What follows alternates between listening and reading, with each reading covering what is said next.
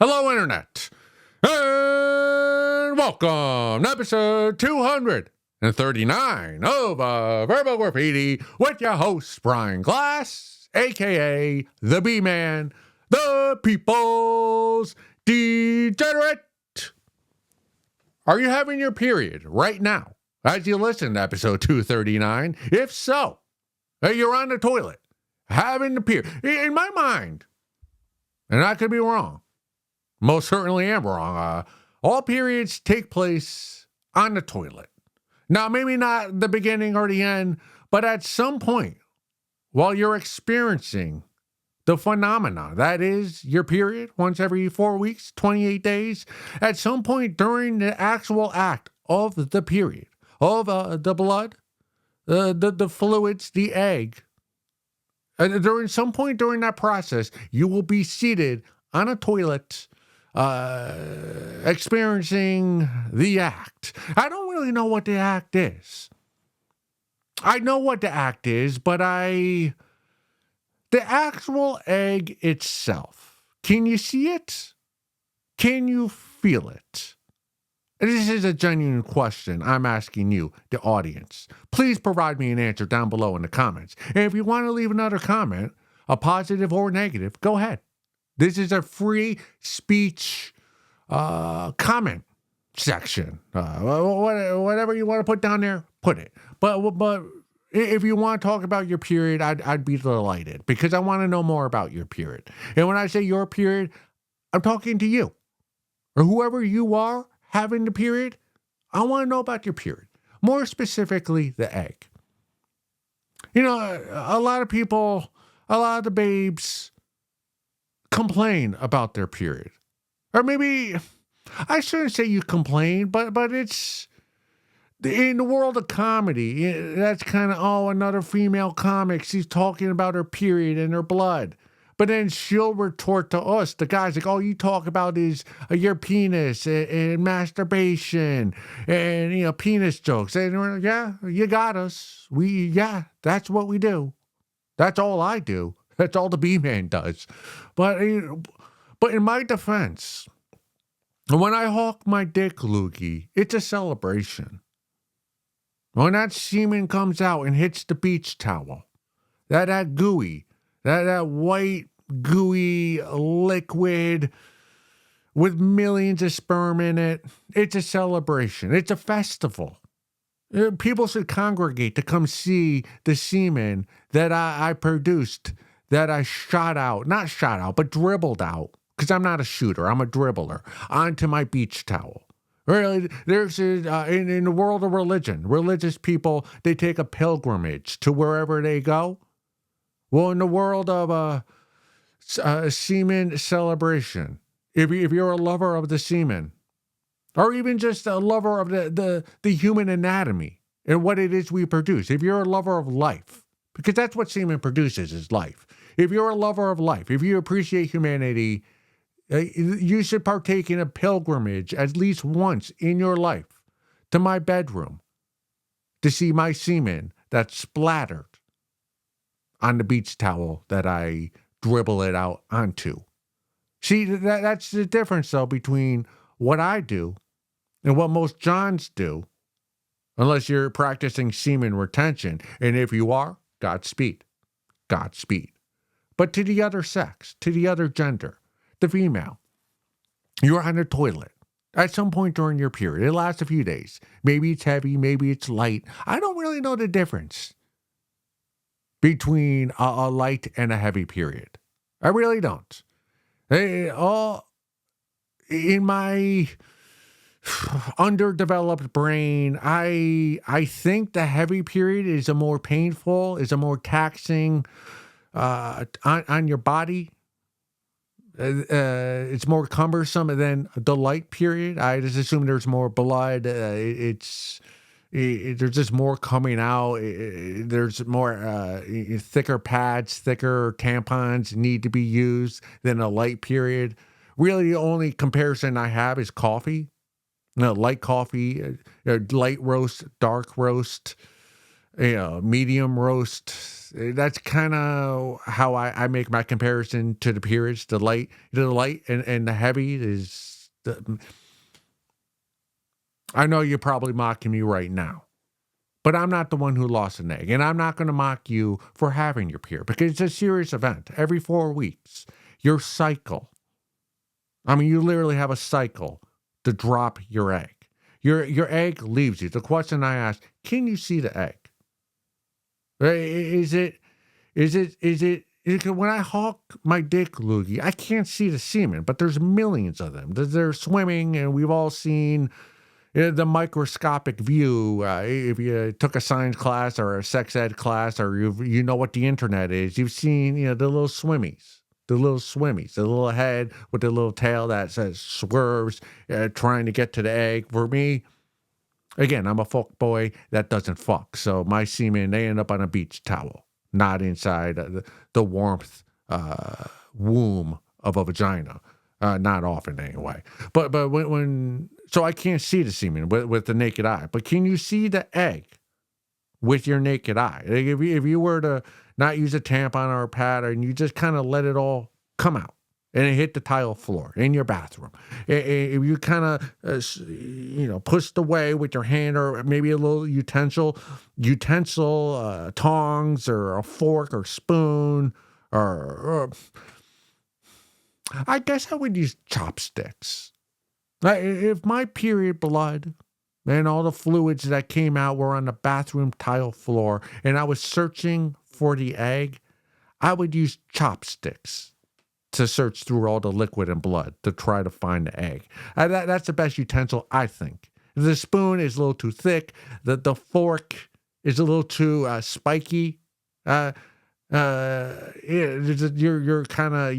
making 5 piles or 4 or 5 lanes instead of one with the with the wooden what do you call that? Well, I just said it. What's the word? It's the Japanese. They eat with the Japanese. They have the chopsticks, right? Chopsticks, you just 2 little sticks. You can kind of maneuver them around to find the egg. But that's the question I have. Can you find the egg? And can you hold it? Can you see and maybe not you, but could a doctor, could a gynecologist say if he was in the bathroom with you and all your period was on the floor, or even that you were in the doctor's office and he's in there as you're having your period, could the gynecologist or primary care physician, could they find the egg and hold it, and could you see it with your eyes? Could you pop it? Could you crack it? Just crack the egg, and obviously there's not going to be a yolk in there because it's just an embryo or pre-embryo. That's what I want to know. Again, I could go on the internet. I could ask Google, but that wouldn't be funny. And honestly, I'd rather get the answer down below in the comments than ask Google. Who trusts Google? You trust AI? I don't. I trust your period because you have it every 4 weeks, every 28 days. But the period is it's such a profound event that honestly, I feel as though if you're a working lady, a working babe, you shouldn't have to work during your period. You're losing an egg. You only have so many of those, I think. Am I right? Yeah, you only have semen unlimited. We'll have it till the day we die as Johns. But as the babes, you only have so many eggs. Let's say you have 150, maybe 200 if you're a bit of a floozy. And I don't know. In my mind, if you're a floozy, you're packing more eggs. That's what makes you a floozy. You got more eggs than the normal babe. But let's say you got 150 to 200 eggs. You go through puberty. You have your first period. It should be a celebration into, I wouldn't say womanhood, but into the pathway to womanhood begins, and you have a period. You lose an egg. Your mother, your sister, a family, probably a female. It teaches you what the period is, the proper protocol, how to clean everything up, keep it hygienic down there. Again, 42-year-old man, I don't know. I don't exactly know how you keep yourself hygienic during the period. But again, I didn't have a period. I didn't have a mother. I didn't have a third grade teacher, a sixth grade teacher, school nurse explain to me how to stay hygienic. So that's why I don't know. So I don't blame myself for that. Like always, I put the blame on others. You have this period though. You lose an egg. You lose part of yourself. Right? Each egg that passes is you lose your worth as a woman, not as a person. Let me take that back. I'm wrong. You don't lose your worth as a woman or a person, but you lose your worth to humanity with each passing egg that doesn't turn into a human being. Because humans, we're about evolving, we're about recreating, and each egg that you lose is one less egg that you have to produce new life with. So each 4 weeks, you lose an egg. 4 weeks, you lose another egg.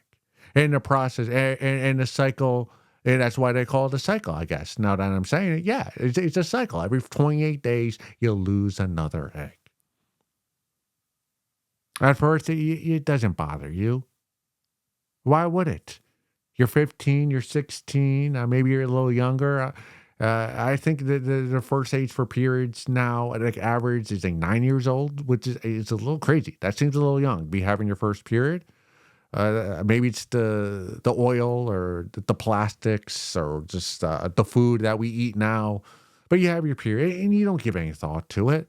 I mean, you give a lot of thought to it, but you don't really think in terms of reproducing. But each passing egg, eventually, you lose half those eggs. You're 24, maybe you're 20, 26 years old. And I'm just throwing ages here. If we've gotten to this far in the episode and you're taking everything I say as science, or you get angry with something I say, like age 27, you've lost half of your eggs, and that's a wrong age. It actually happens at 32 or 29 or 35. Like this is the wrong project for you to be watching. But you know that, and I know that. But let's say you're 25 years old. You lost half your eggs. You'll never get those back. They're gone. You lost part of yourself. Slowly, each cycle, 1 egg, 2 eggs, 3 eggs. Does that not weigh on you? It weighs on me. It doesn't weigh on me, but I know when I buy a dozen eggs, like actual eggs that you eat, when I'm down to only 2 eggs left, like I get a little anxiety. Not anxiety, but I know I gotta go to the corner store. I gotta get another dozen eggs. Because who wants to be, you can't live in a house with only two eggs left of the dozen. Maybe you can make something with 2, but you make something with those 2, you're empty. And if someone wants to crack an egg, make a fried egg, make a cake, do cook something, there's no eggs. What do? That's why you always want to stockpile at least a dozen eggs. Once you get to 6, you got to go to the grocery store, corner store, bodega, refill the eggs. But again, I'm a guy, and we're talking about chicken eggs. They're, although they're somewhat expensive, especially if you're getting them, grass fed and they're not, and they're from the local farm. Well, but what you can afford eggs. You can restock the eggs. When you really think about it, there's unlimited eggs. Not so with the woman. Not so. Those eggs you have in you, there's only so many, and each one that drops, you lose part of yourself. I don't know what that sensation feels like. Because again, my semen, that lovely semen of mine, that gooey, white stuff that I manifest from my balls, out of my urethra, it really is amazing. Most of the time, urine comes out of my penis, my pee hole, that urethra. Is it urethra or urethra? Whichever it is. It's usually just liquid, water. But then I stroke it. Or maybe a babe strokes it. Or whatever. It gets hard and then gooey stuff comes out of that same hole. Magic. The human body. Amazing. But whenever it's a celebration for me. Like I said, there should be pilgrimages from all over the world to see my semen on the beach towel. It's a celebration. It's fireworks. It's a carnival. It's a holiday. PTO. Leave work early. Early summer Friday, leave work at 1 p.m. Don't tell the boss. It's that exciting. But with your period, it's somber. It's something you'll never get back. It's something you can't reproduce. It drops, it leaves you leave part of yourself on that bathroom floor or wherever it is you have the period. Tampon or pad or your underwear, your thong, your pants, your bed sheets, wherever it is. That egg is there. It leaves you. It leaves your anatomy never to return. That's why you're all batshit crazy. And I don't blame you one bit. Why do you go, when you have a period, have you ever thought, to all the babes out there who've had a period, you lose the egg. Have you ever had a vigil for your eggs? Have you ever put out a few candles, listen to some Alanis Morissette, maybe some jazz, a moment of silence? Do you ever have a consultation with a friend of yours or a therapist? Maybe your mother, maybe your neighbor, maybe your pastor, maybe somebody, just to talk about, I lost an egg. And I'm expected to go about my day like I'm whole. But I'm not whole. I had 150 eggs, maybe 200, because I'm a floozy. But now I'm down to 27. I have 27 eggs left. I'm yet to reproduce. Or maybe you have produced. Maybe you have reproduced. Maybe you have 7 children. But again, is that enough? Right? Your body, let's say you had 200 eggs and you reproduced with 7 of those eggs. That's a terrible percentage. You've really done nothing for humanity. You were given 200 eggs. You should have reproduced at least 100 times. That's 50%. Is evolution asking that much of you to reproduce 50% of the time? But you only produce, if you produce 7, make 7 babies. That, reproduce 7. You have 7 babies. Most of society will tell you, wow, you're amazing. You made 7 babies, the size of your family. How do you survive? I'm looking at you going, only 7? What a waste of 193 eggs. Let's mourn the loss of those. You could have done so much more. But again, I'm not saying this judgmentally, because again, I'm a guy. I've seen. I don't know birth. I don't know I know what. I've never experienced pregnancy, but I've seen it. I've read about it. I've seen movies. I've seen cartoons. You ever seen a pregnant cartoon? It's painful. It's painful to see. Never mind experiencing it. So I know it's a real process being pregnant. So asking you to be pregnant over 100 times, maybe I'm asking too much of you. Humanity, though, evolution, and if you have 200, I don't know, 150 eggs, shouldn't you be reproducing over 100 times? Well, you're going to come at me, well, it's 9 months. So let's say 15 to 40, so that's 20. I mean, you should be having at least 10 children. Let's say you lose a few miscarriages, not your fault. Again, we intake plastics, microplastics. Our diets are terrible. The FDA, they're not looking out for us. I'm not going to blame you for a miscarriage unless you're doing heroin. If you're doing heroin and you're drinking heavily, hard liquor, tequila, some of those other liquors that you get from Mexico that are illegal here in the United States, if you're drinking those daily and you're doing heroin, some fentanyl, I'm going to blame the miscarriage on you, the mother.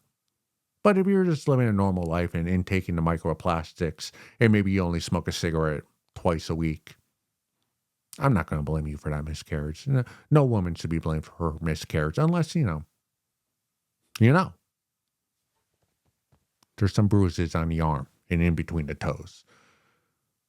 But it is odd how you have that not the egg, back to the egg, that with no insemination. I just feel as though if I were a woman, I'd want to see the egg that I lost because that was in me. That was in me for, I don't know where all your eggs are. Like, I kind of know where they're stored, but I don't really, like, there's no way all 150 eggs can just be up in there at one time, right? It just kind of slowly forms and then drops. I don't really know, but when you lose an egg, you really do lose part of yourself. And you should take a moment to mourn. There's just, each passing egg, you're a bit worthless. You're a bit more worthless than you were the day before. With me, it's the same as that. You lose some hair. The receding hairline, it slowly goes back. But again, that hair is not creating new life. Your egg can. That's heavy. I guess that's why they call it a heavy period, because what's heavier than losing an egg that you can't put up back inside you and use it?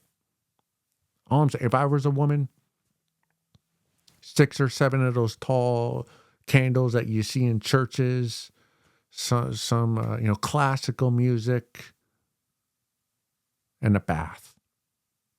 And I call out work. And I shouldn't be Dr. PTO Day. I should be able to save that PTO day. All you women should. All you babes. Why aren't you coming into work? Because I lost part of myself. I'm a bit less of a woman today than I was a few hours ago. And I need time to cope with that. Don't you dare take away one of my PTO days. I'm keeping the PTO day. I'm just not coming in to work today because I'm a woman. We should just talk more. I don't know. Well, the period is it's crazy. It's not crazy. It's life. That's what the period is. It's a cycle of life, similar to the moon. But I think the moon travels faster than the periods. They say, I don't know if there's a truth. I don't know what the periods and the moons, if babes live together, their periods link up with the moon. I think that's why they're all into astrology. Imagine being in a bathroom when 2 babes they lose their egg together at the same time. Funeral, a wake. I think if I was a woman, and I'll never know, but I would like a little urn or a little mason jar, maybe with some liquid that I can keep all the eggs as a keepsake for me to remember and pass it on to the new generations. That I would want, if I had guests over, if I was having a dinner party, I would like there in the middle of the table, the centerpiece to be a mason jar of all the eggs I've saved from my periods. But it all goes back to that first question I asked. Can you see the egg? Is the egg visible to the naked eye? If it is, I would like to capture those eggs that I lose during the period, save them in the mason jar, together as a family. They're all inside of me. I'm not going to let them separate. I'm the B man, a family man. Moving forward. All right, this next one comes from, actually, you know what? This one's different. It's a list. This is the clickbaitiest of clickbait list, and they got me. What I do, I click for bait. That's what I do. Yeah, I don't think this is from Reddit. I don't know where I found it, but top most influential persons in history. And here is the list. I'll give you a moment to read through. I'm not going to read through all 100. I'll list the top 10, and then you can read the rest of the 100 as I talk about my complaints with this list. Because that's what a list is. When anybody puts up a list of the top 100 most influential people, they're doing so, right, to strike argument amongst all of us. And that's what I'm going to do. Number 1, Jesus. Number 2, Napoleon. Number 3, Muhammad. 4, William Shakespeare. 5, Abraham Lincoln. 6, George Washington. 7, Adolf Hitler. 8, Aristotle. 9, Alexander the Great. And number 10, Thomas Jefferson. As you're probably just looking through this list as I read off the top 10, it'd probably be becoming evident to you that whoever it was who made this list does, in his mind or her mind, the East does not matter. That's a conspiracy. Eastern history did not happen. China, Asia, India, that part of the world, their history does not matter. They had no influence on the world. Sorry, Magellan.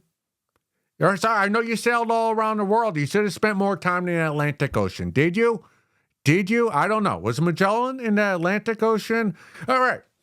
Moving forward, I don't know the answer to that. Similar to the period with the egg. Is it visible or not? I feel as though I am in a position to be able to critique this list because I do have a master's degree in history from the prestigious institution, Southern Connecticut State University. It was a joke of a master's degree, but I do have it, and it is in history. And I'm looking at this list. I mean, that's the first thing that strikes out is the Eastern history. How do you not have anybody from China or that part of the world? And that's how little I know about geography. I don't know any other countries other than China.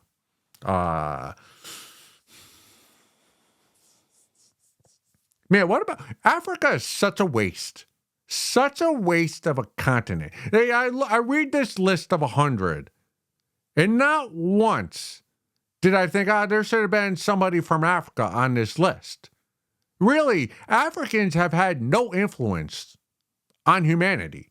Really, all Africa has given us are some pyramids and some long distance runners from Ethiopia. And even you can be critical of that as well, and I'll be, because, right, Ethiopia, they give us the marathon runners, but the marathon didn't originate in Ethiopia. It originated in Greece, I believe. That's not Africa, is it? So the one of the two things Africa's given the world, they stole from somewhere else in the world. The marathon runners, the fast ones from Ethiopia, and even the pyramids. Like, we really don't know if it was Africans who made those pyramids. Nobody really knows what was up with the pyramids and how they came about.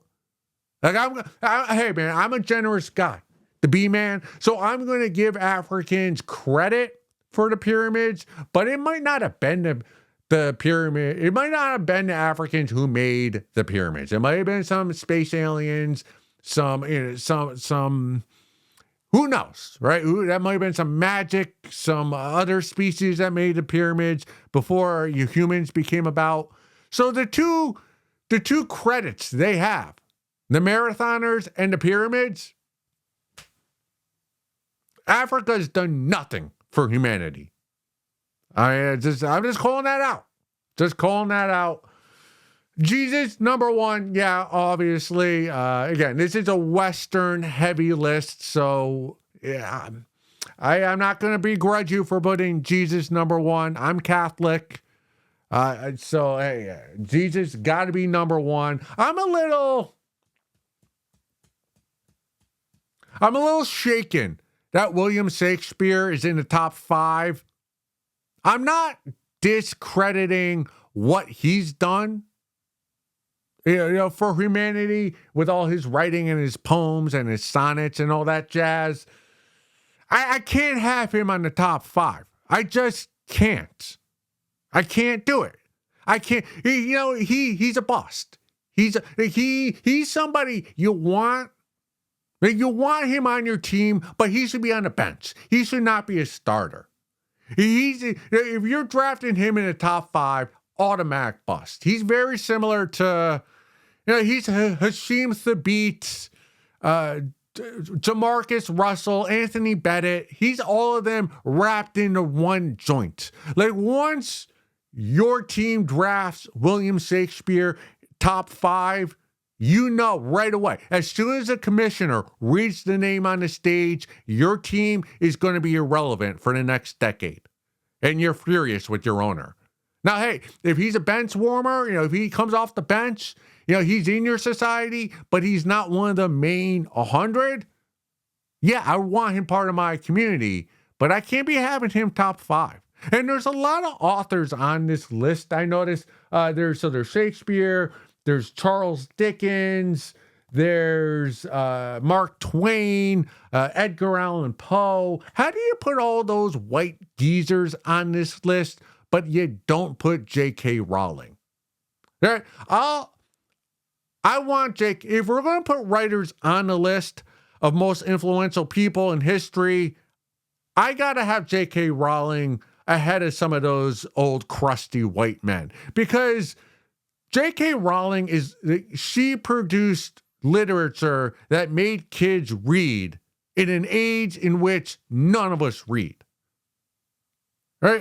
When Shakespeare and Edgar Allan Poe and Mark Twain, that's the only entertainment you could provide people back then, was literature. There was literature and singing. That's all there was for entertainment. So I got to give the nod to J.K. Rowling. If all those old crusty white guys are on the list, I want J.K. Rowling. And maybe some other authors as well. I don't read that much these days. That's one gripe I have. Obviously, I'm an American, so the presidents stick out to me.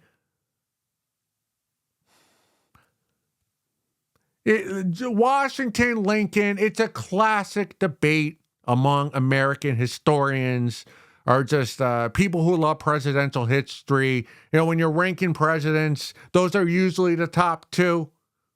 Right? Those are, that's the basic bitch list. You're going to put Lincoln, Washington, or Washington, Lincoln. Personally, I would put Washington ahead of Lincoln on this list. Washington, it's because of his humility, right, and his lack of ego that we don't have presidents in America today in 2026. And I also give him the nod because George Washington actually partook in combat.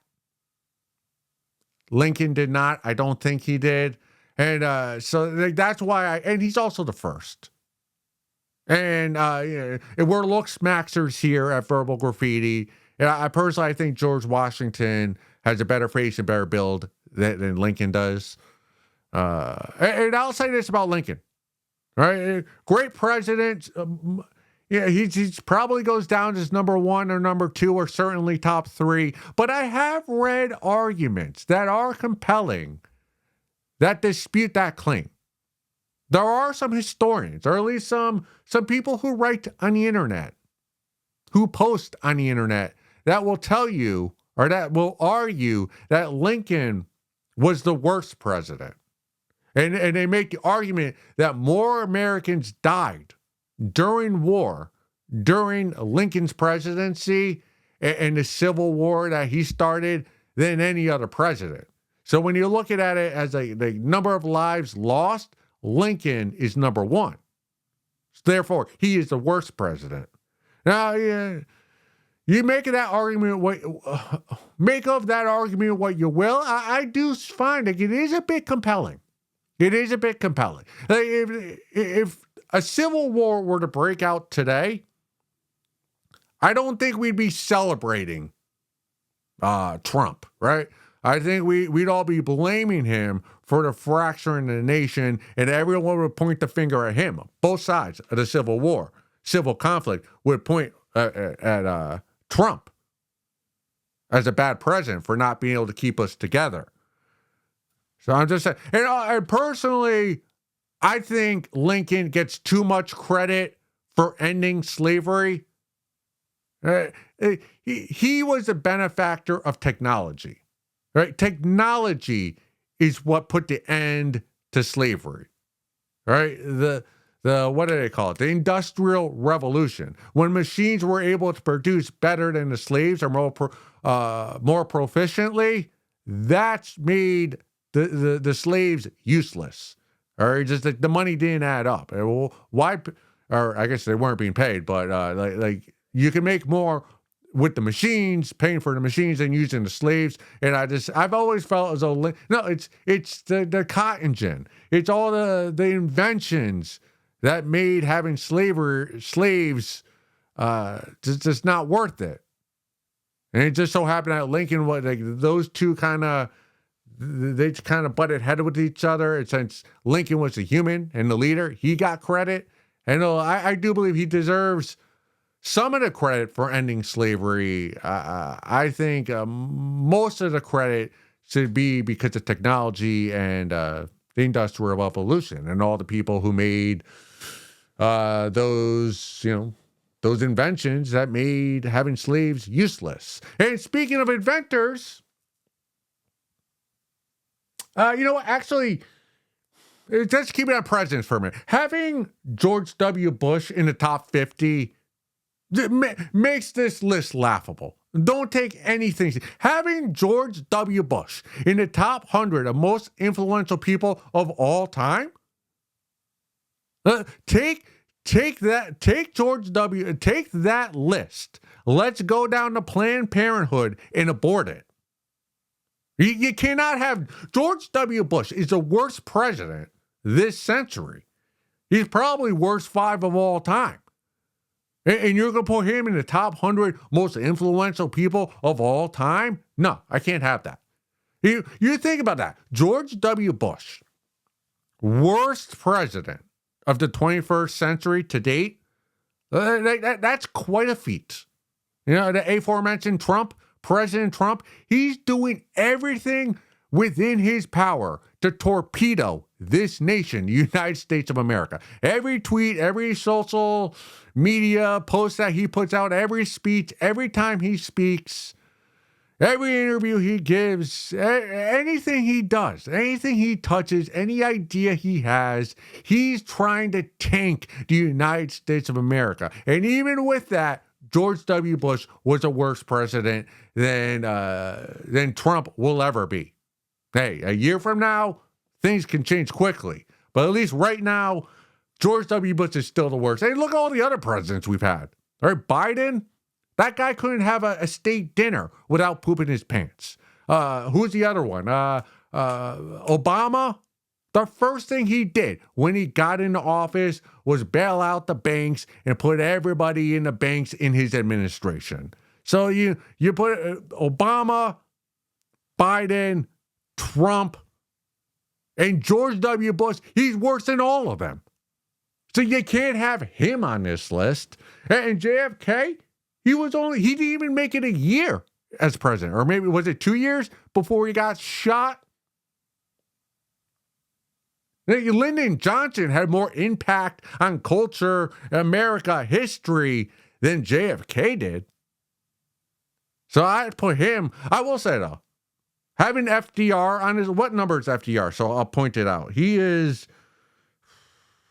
FDR. Sorry, Franklin D. Roosevelt, FDR, 43. The emoji they used for FDR was a wheelchair. That's funny. I got whoever made this list, I'll give him or her that. That's funny. Having FDR in a wheelchair, because everyone knows he was disabled and he hit it and he didn't want people to know he couldn't really walk. That's funny.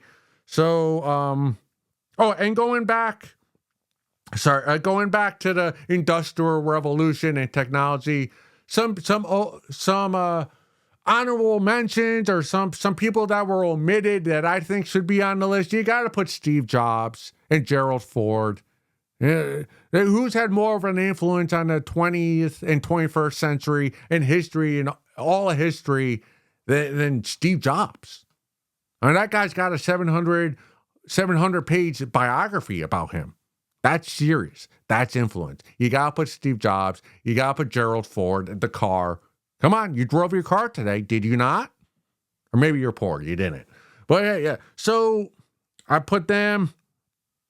Another thing that's always irked me, Adolf Hitler 7, while Joseph Stalin is number 18. Flip those, similar to Washington and Lincoln. I put Stalin ahead of Hitler. It's always bothered me that Hitler he's the one who's seen as the worst dictator of the 20th century, when Stalin killed so many more people than Hitler. Hitler couldn't even dream of killing how many people Stalin did. Stalin was such more of a ruthless dictator than Hitler ever was. I think he's credited for over 30 million murders, Stalin. Where Hitler is, he's playing jumping rope compared to Stalin. Stalin was such a ruthless dictator that he's like the Hitler is a media darling, but Stalin, he's the one who did the dirty work, and he deserves more credit for that. If we're gonna put Hitler top 10, like Stalin, it's got to be top 5. What else on that list that gave me a little bit of a? Not a lot of women, not a lot of babes, too busy having their periods. But I did say J.K. Rowling, so hey, I'm a lover of all people, right? I think that's about. We could. Speaking of women, honestly, if we're gonna put Reagan, if anyone who knows history, that Reagan's nice, but he would never have been in office if not for Nancy Reagan and her blowjobs in Hollywood. So Nancy Reagan should be one of the 100 most influential people of all time, much more so than Reagan or the husband. Ronald Reagan just. He rode the lips of Nancy Reagan. So that's definitely one. We'll end with this. Number 44, Sigmund Freud. Get him off the list. Get him off the list right now. Can't have him. All he did, the only thing he gave society, humanity, was making us all think that we want to have sex with our mothers.